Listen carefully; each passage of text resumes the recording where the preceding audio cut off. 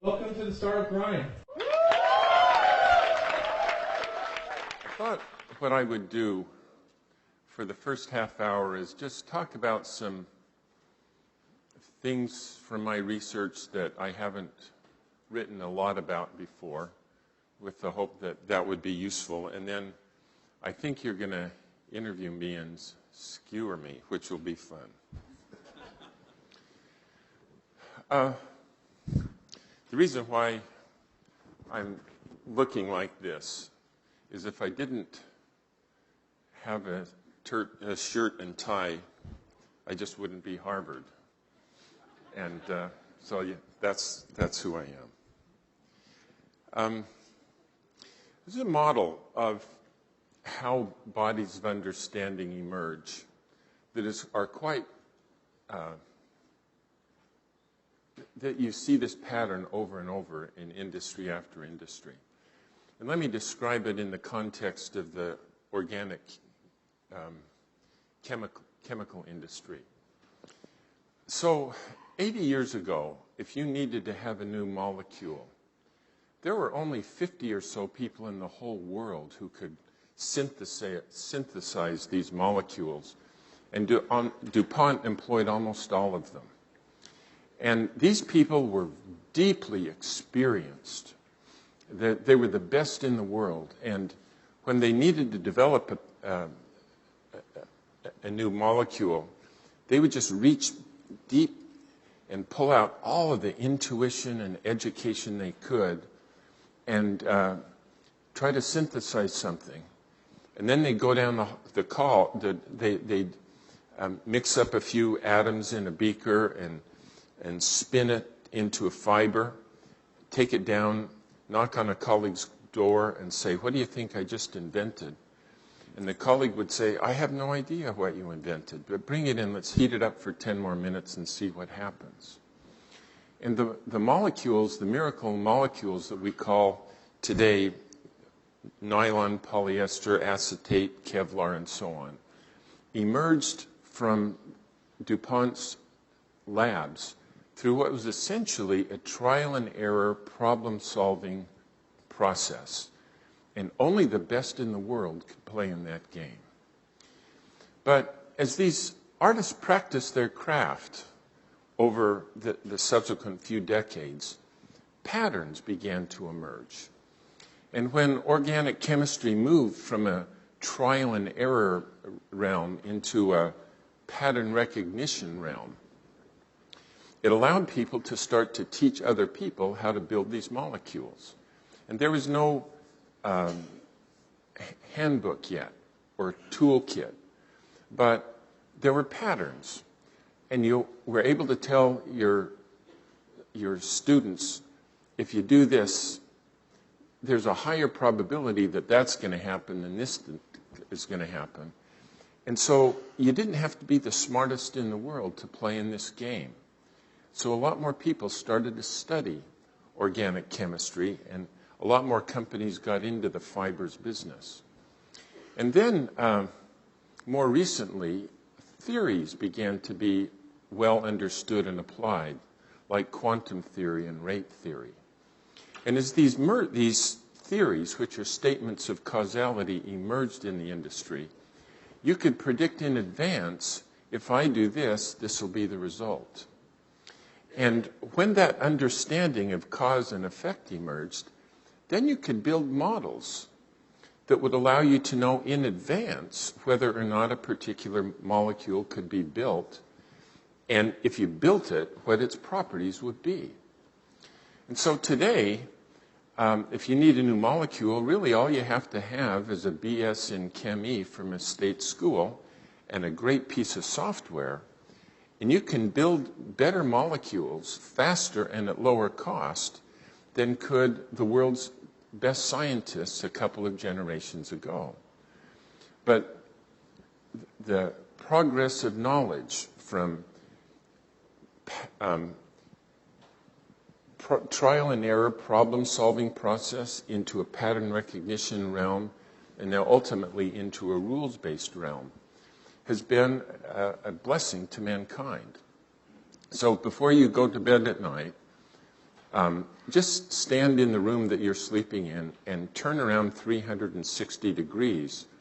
You'll be able to put your fingers or your eyes on at least a dozen different fibers that have been just an unmitigated blessing in your life in terms of their quality, reliability, cost, performance, durability. But these blessings did not come from replicating the intuition of DuPont scientists, but it's come from commoditizing their understanding through scientific progress. Now, the same thing is going on in medicine. Historically, and even is the case today, if you have a problem, you go to the finest doctor you can find.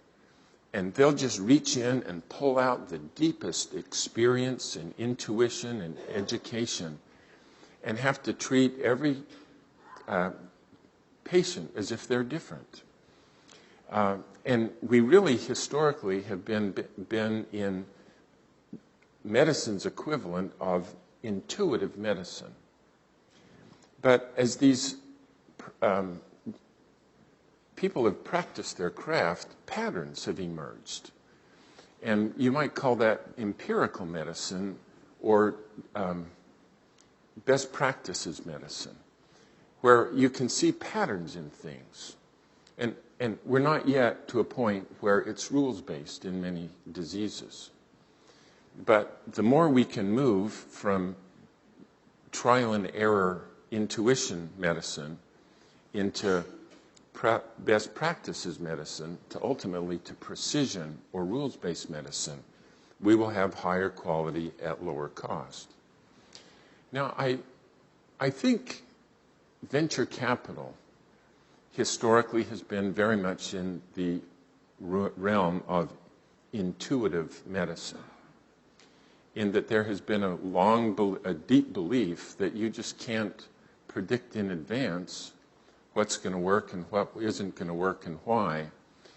And so I think most venture capitalists still believe as if the world is unpredictable. And they just have to reach deeply and pull up their best experience and intuition and apply that intuition to every potential investment and do things that just in their gut make sense. And in my mind, I'm thinking that entrepreneurship actually does not need to be in the trial and error stage anymore. That there really is a lot that is in a pattern recognition realm. So it's not, there's no cookbook that guarantees if I do this, I'll be successful. But there really are important patterns to see. And some of my best friends are venture capitalists. But I think as a group, there are fewer venture capitalists who have read any of my research than any other group of mankind. And I think it's because they are so convinced that it still is in the realm of intuitive medicine, that it actually, they already know everything that's in the research. And I wanted to just talk through some of the things that I think are components of a pattern to look for, so that you have a much higher degree of probability that if I account for these patterns in what I do, I will be successful. So I think my work is, the piece of my work that is most known is the theory of disruption. I remember when Andy Grove gave a big talk here at what we call the Academy of Management. This is all of the business school professors show up. And Andy Grove was their keynote speaker. And Grove organized his whole talk around disruption. And it was it was a lucky thing for me because I was just coming up for tenure at Harvard, and Andy Grove stood up and said, "This is a good theory." And so it kind of made my day. But he said, I think, and he pointed at me, this point to me, he said, you shouldn't call it disruption. He said, you ought to call it the Christensen effect or something like that, because the word disruption has so many connotations in the English language that people will stop short of learning what the theory really says, and they'll just attach the word disruption to everything. And I couldn't call it the Christensen effect, so I kept calling it disruption, but it turns out that Grove is exactly right. I think everybody uses the word disruption. Very few of them really understand what it means because they haven't studied it deeply at all. But the idea of disruption allows you to predict. It is a theory that allows you to predict what the competition will do in response to what you do. And it allows you to predict whether you will kill the incumbents or whether the incumbents will kill you. And that's really all that the theory of disruption allows you to do. It's a theory about competitive response to what you do. And it essentially says that in the pursuit of profit, generation after generation, companies and industries make better and better and better products. And what the theory says is if you think you can win by introducing a better product that you could sell for better profits to the best customers of the leader in the industry, they will always kill you.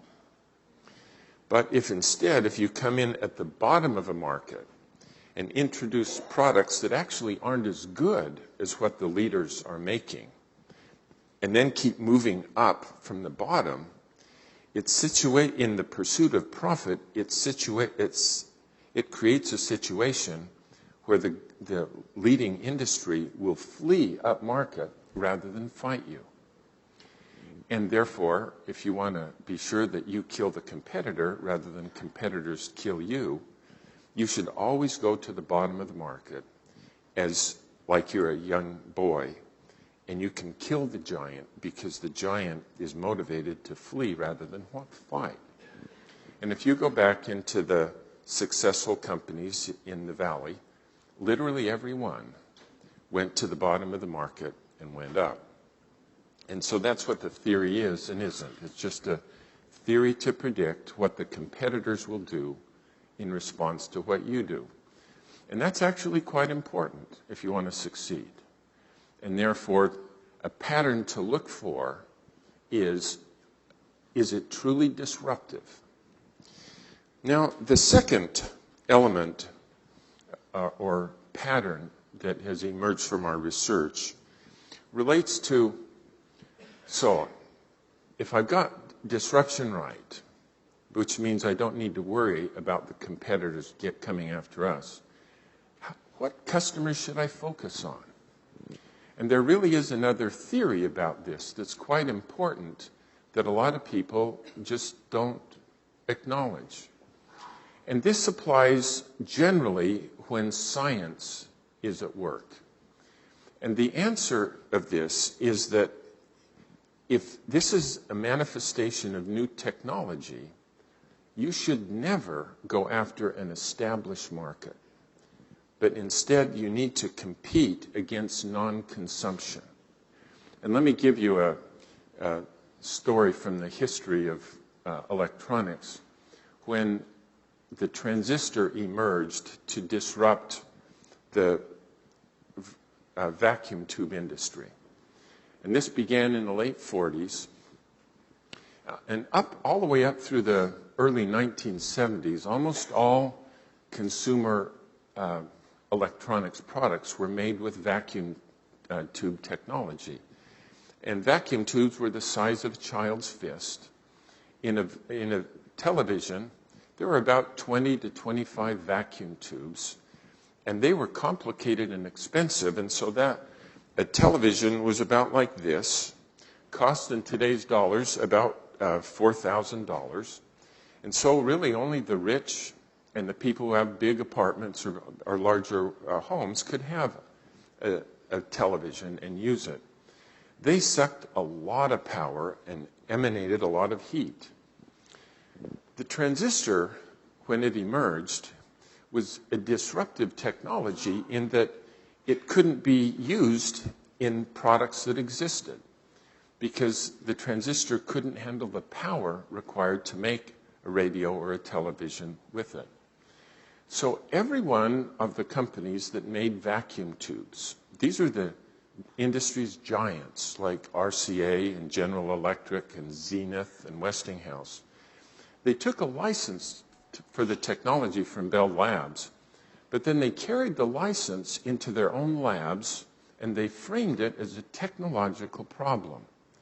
In other words, the transistor isn't good enough to be used in the market, and so they, in today's money, they invested over $3 billion trying to make the transistor good enough that you could use it in the floor-standing televisions and the radios that sat on the crescenda in your home. In 1955, Sony came out with the first commercial transistor product, and it was a crummy little pocket radio that cost $2. And it was a crummy product. It was filled with static, a tinny sound. But Sony sold this $2 radio to the rebar of humanity, people we call teenagers. And it enabled teenagers to do something that previously wasn't possible, and that is they could have their own source of music, and they could listen to rock and roll out of the earshot of their parents.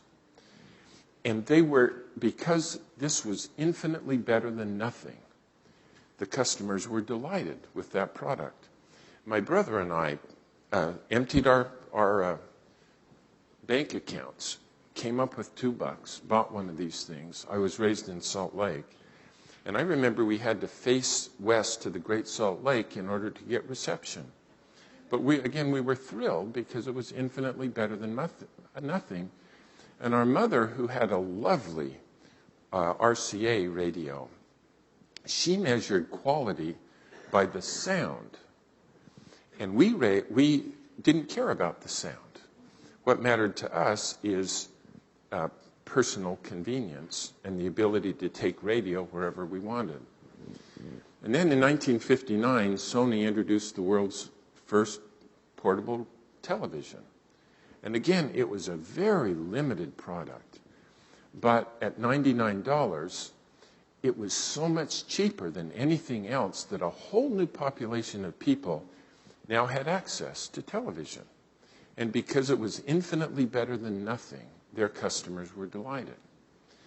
And then competing against non-consumption, Sony and its competitors just made better and better and better products until by the middle 1960s, you could make with solid-state electronics big televisions and big radios.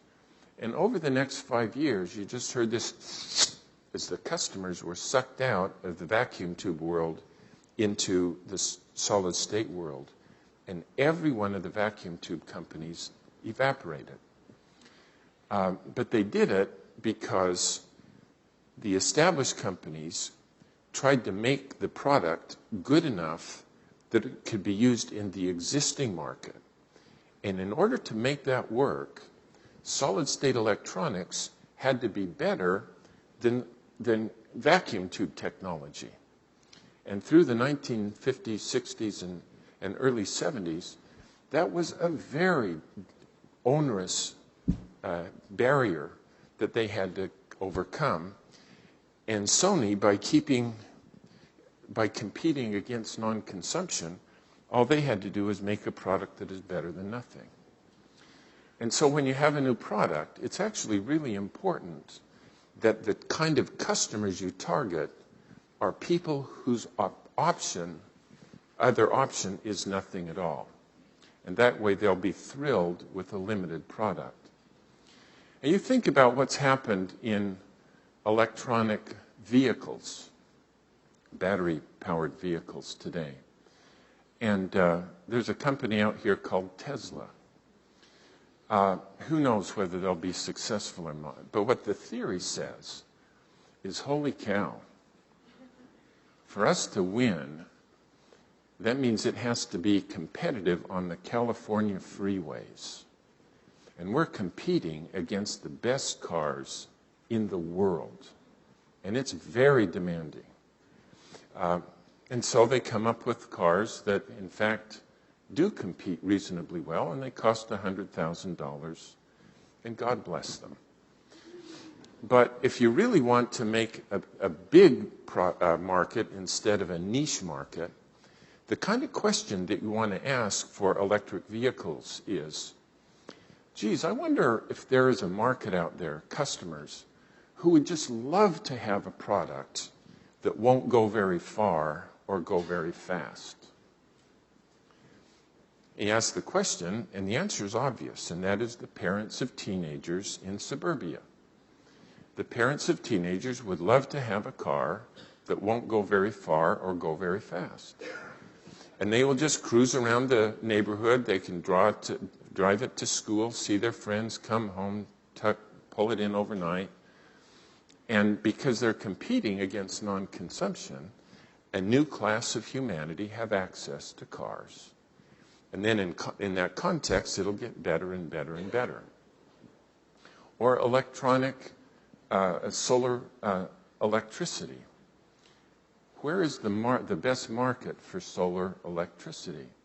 Well, we would think that in America and Europe and Japan, where we consume a lot of electricity, this would be the best market for solar electricity. But when you think about the standards that you have to surmount in order to be an economically viable institution, the grid is 99.9999875% reliable. And if you're making solar electricity, you've got problems, like night happens every day. Clouds get in the way. And we are about 7 years away from cost competitiveness with power over the grid. But we have been 7 years away for 45 years, and we're still 7 years away. And so companies in electricity in America that try to build a business around solar energy just rely on subsidies and subsidies and subsidies and subsidies. Our daughter Anne served as a missionary for the LDS Church in Korea, in Mongolia for a couple of years.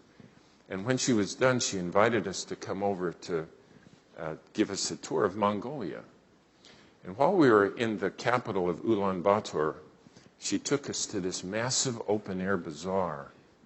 And we happened upon a set of vendors who were selling dirt-cheap solar panels that were shrink-wrapped with 6-inch black and white televisions and rabbit ears antennas. And these things are moving out of the market like you can't believe. Well, it turns out that about half the population of Mongolia are non-consumers of electricity. And solar energy is infinitely better than no electricity at all. And who cares that it was cloudy today? We couldn't watch TV yesterday. And a booming new market is emerging in the 2 billion people in Africa and Asia who have no access to electricity at all.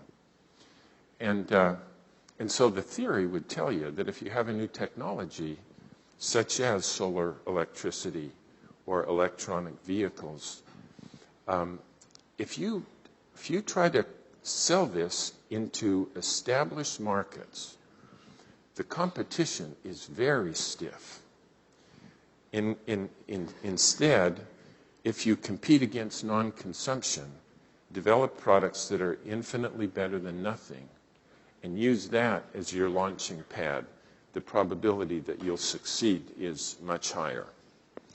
So these are just two theories. One is how to beat the competitors, which is disruption. What I've described here is competing against non-consumption.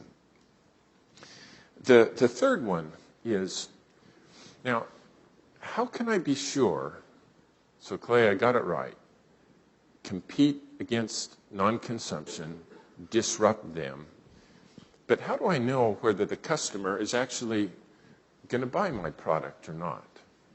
And there's another technology or a theory that has been very useful that we call a job to be done.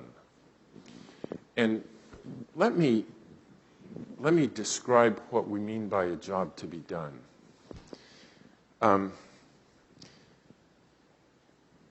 Here I am, Clay Christensen, and as you can tell, I have attributes.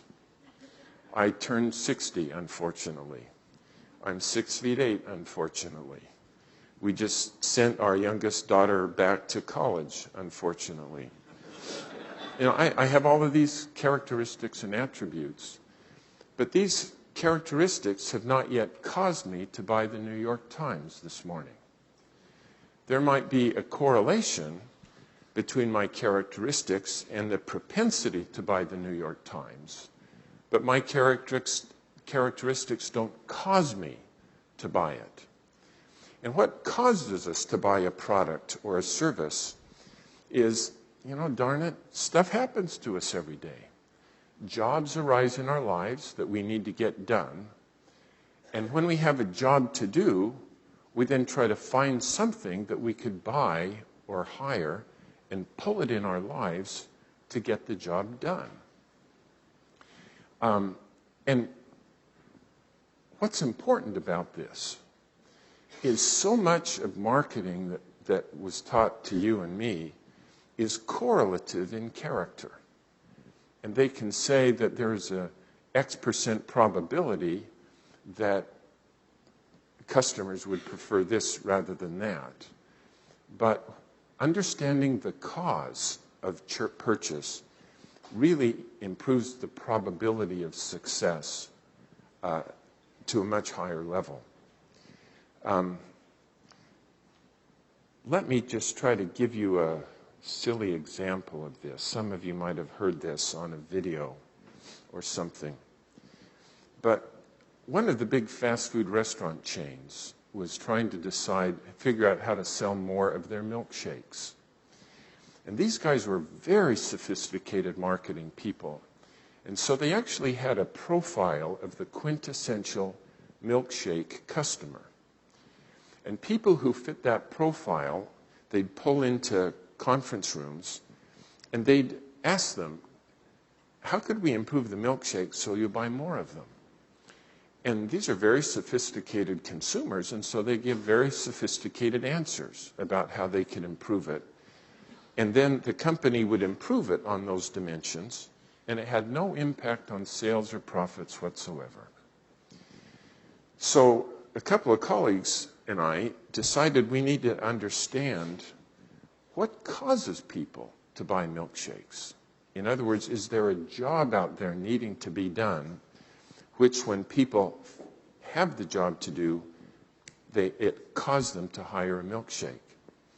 So one of my colleagues stood in a restaurant for 18 hours and just took very careful notes about what time did they buy a milkshake, what was he wearing, was he with other people alone, did they eat it in the restaurant or leave? And it turned out that about half the milkshakes were sold in the very early morning.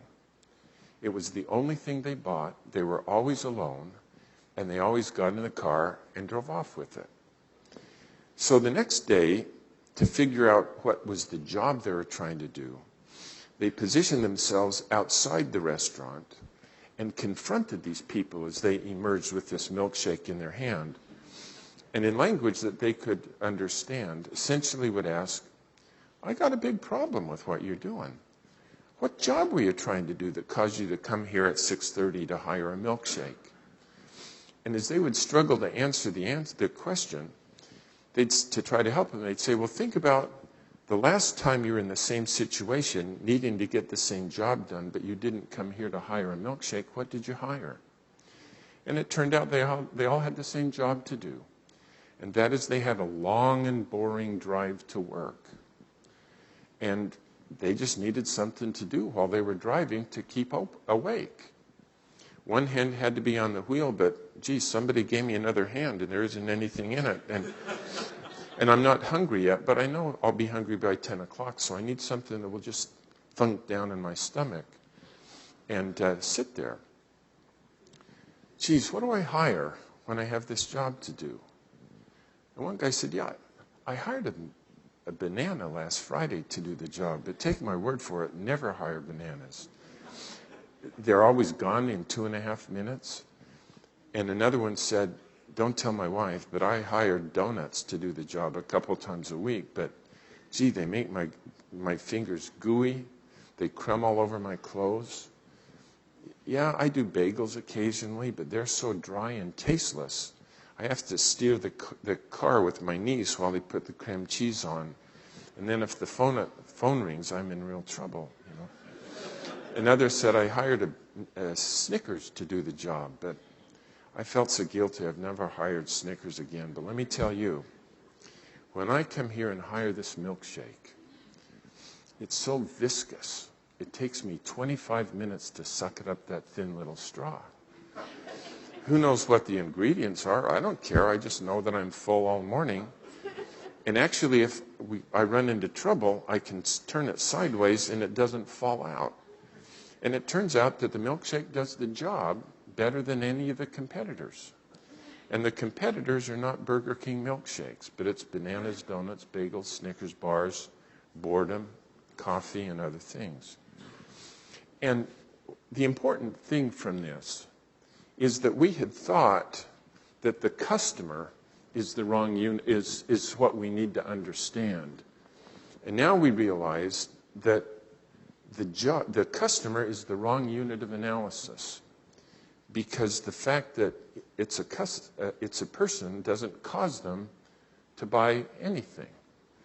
But understanding the job the customer is trying to do is what we really need to understand. Because if we understand the job, then we can design a product that nails the job perfectly. And so it's another theory that is really well practiced in certain circles in entrepreneurship, that if you understand the job they're trying to do and develop a product that will get the job done, the probability that they will then pull it in their lives is much higher, because this is the causal mechanism behind a decision. Let me just say one other thing that I think is known in a pattern recognition realm. And then I'd love to have you come and skewer me. Yeah, I think that venture capital itself needs to be disrupted. And if I go back in history, what's been going on is I started my first company in 1984.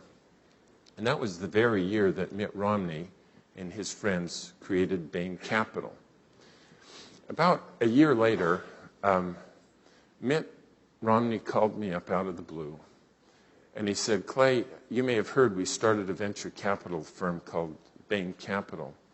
And we put about $1 million in a piddly little company called Staples. They just got an office just up the river from the Harvard Business School.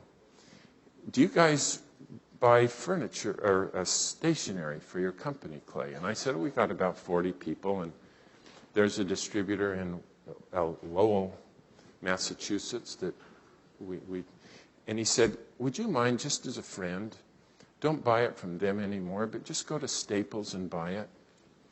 And so I said, sure, if you're a friend, I'll do it. So Mitt Romney of Bain Capital found it in his interest to call a friend who had 40 employees and ask him to buy at Staples. Well, Staples became somewhat successful. And about 18 months later, Bain raised their second fund, 10x as much money as they had in the first round, and it closed in 2.5 hours. So shortly after that, a friend of mine called and said, I got a great idea. It's in another industry, but it's a lot like Staples. Do you know anybody who would be interested in this? And I said, well, I got a friend, Mitt Romney, that funded Staples not many years ago, and I bet he'd be interested. So my friend called Mitt, explained what it does. How much are you trying to raise? My friend said, about $1 million. And Mitt said, we don't do things like that. It's got to be at least 10 million or we can't look at it. And I realized what was happening, of course, is that on the diagram of disruption, at the high end of the market is bigger deals, and smaller deals are at the low end of the market, and bigger deals are more profitable than small deals. And so what used to be attractive to Bain Capital wasn't attractive anymore. They had become an early stage venture to a late stage venture, and then they kept moving into private equity, and then you know what they become now. And so this is happening at venture capital. They're always wanting to go up market. And it's like they bewail the rhyme of the ancient mariner.